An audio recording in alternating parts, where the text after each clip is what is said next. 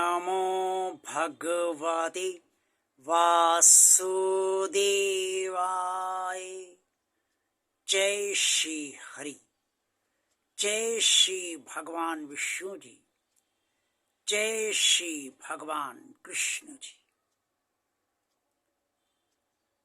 भगवान और आप चैनल के अत्यंत प्रिय भक्तों, क्या आप ये चाहते हैं कि इस जीवन में आपसे कोई भी पाप ना हो और कोई कर्म आप ऐसा न करें, न जाने में न अनजाने में,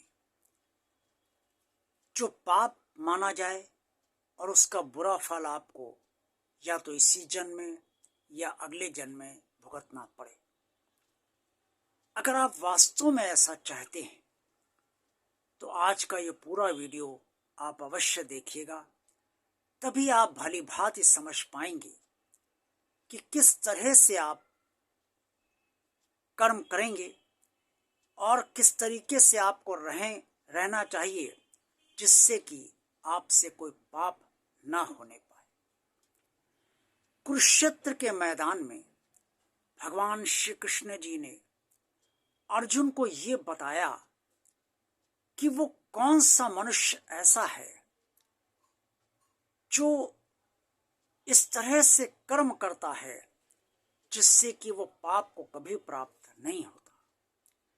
भगवान श्री कृष्ण जी ने अर्जुन को समझाया कि उस तरह के मनुष्य के ही तरह कर्म होने चाहिए ताकि पाप का दोष मनुष्य को न लगे। भगवान श्री कृष्ण ने अर्जुन से कहा, निराशीर तजितात्मा व्यक्त सर्व परिग्रह शारीरम केवलम कर्म कुर्वन्ना पनोति विलिवशम। क्षमा कीजिएगा, किलिवशम।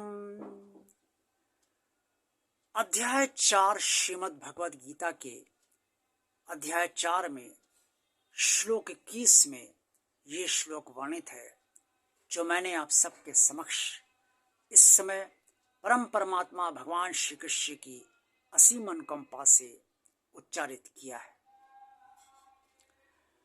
पूरी श्रद्धा से अब आप सुनिएगा, परमात्मा के प्रति रखते हुए, भगवान श्री कृष्ण के प्रति पूरी श्रद्धा आस्था रखते हुए सुनिएगा।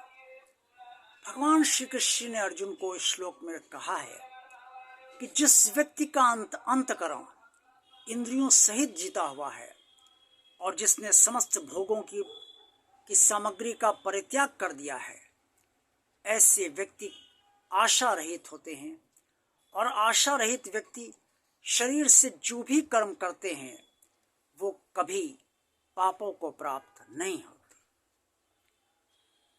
अब अंतकरण शुद्ध कैसे होगा?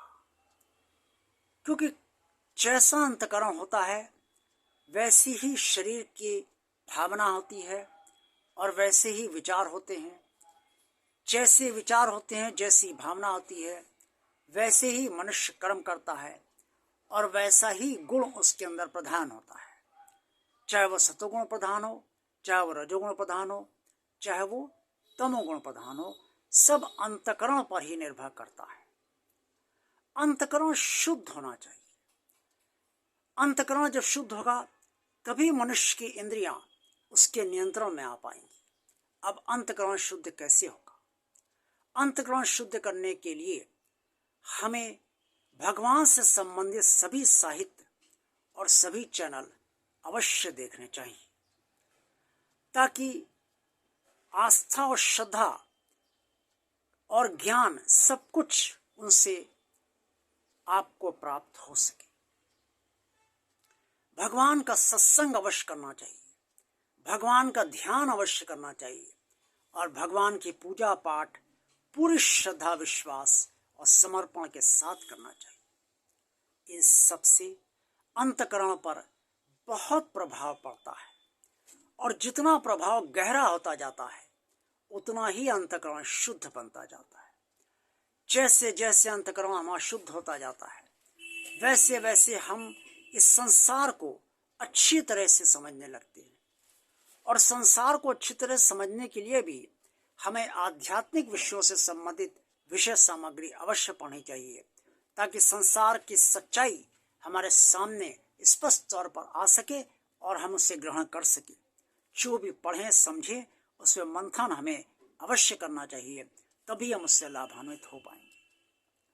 तो जब अंतःकरण शुद्ध होगा तभी हमें संसार की सच्चाई समझने का मन करेगा।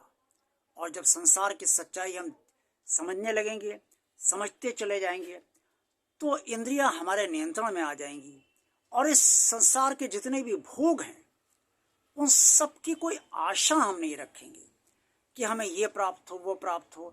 मिल गया तो स्वाभाविक तरीके से भोग लिया, नहीं मिला तो कोई अस्वाभाविकता हमारे अंदर नहीं है, कोई क्लेश नहीं होगा कि ये भोग हमें मिलना ही चाहिए। इस तरीके की जब स्थिति हो जाती है, इस तरीके की स्थिति में कोई भी व्यक्ति जब जो भी कर्म करता है उससे कोई भी पाप रूपी कर्म होता ही नहीं है।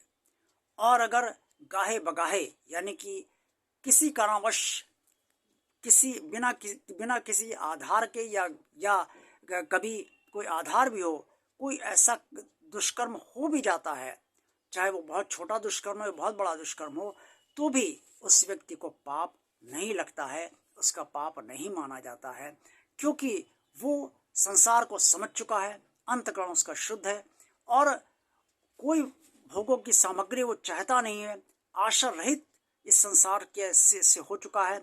इसलिए ऐसा दिव्य पुरुष परमात्मा से जुड़ा रहता है, इससे उसे कोई पाप फल प्राप्त नहीं होता। आज का वीडियो आपको कैसा लगा? अच्छा लगा है तो इसे लाइक कीजिए। भगवान और आप चैनल जिन श्रद्धालु भक्तों ने अभी तक सब्सक्राइब नहीं किया है वो भगवान का कार्य मानकर इसे अवश्य सब्सक्राइब कर दें। चैनल को ज़्यादा से ज़्यादा लोगों को शेयर कीजिए ताकि आप सबकी तरह अन्य लोग भी इस चैनल से लाभान्वित होते रहें। और कमेंट्स बॉक्स में आप सब जो कुछ भी कहना चाहें वो अवश्य कहिए। आप सबका कल्याण हो, आप सबका अंतःकरण शुद्ध हो। ओम नमो भगवते वासुदेवाय। जय श्री हरि, जय श्री भगवान विष्णु जी, जय श्री भगवान कृष्ण जी।